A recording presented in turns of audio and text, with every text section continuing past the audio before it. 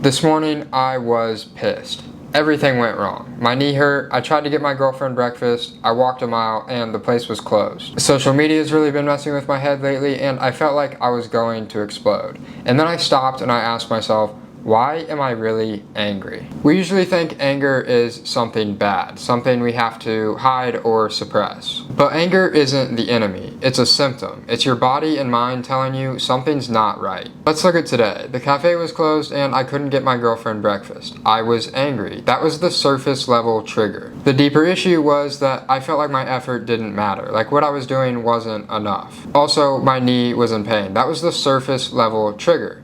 The deeper issue was that I was scared that I wasn't going to be able to finish my 365-day running challenge. Plus, I feel like a hypocrite. I'm telling people to live better lives and to get off their phones, but I'm on here.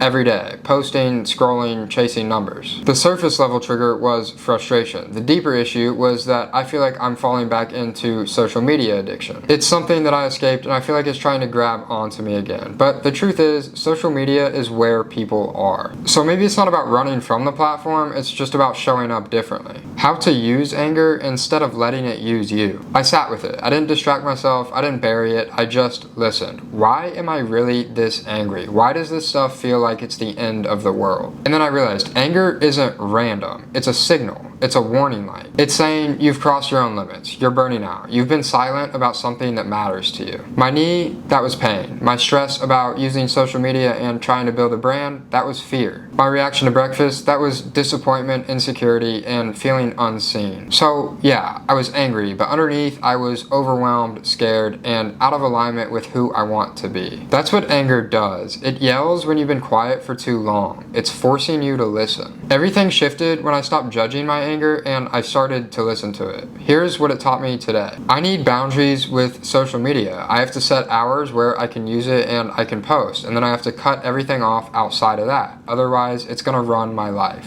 I need to give myself grace when I'm feeling injured or tired. I need to be smart about recovery and listen to my body. Today, I went to the Hoka store and I bought a knee brace and a new pair of running shoes. I'm going to do this challenge with my body, not against it. I need to express myself more. I told my girlfriend how I was feeling after bottling everything up all morning, and I made a journal entry.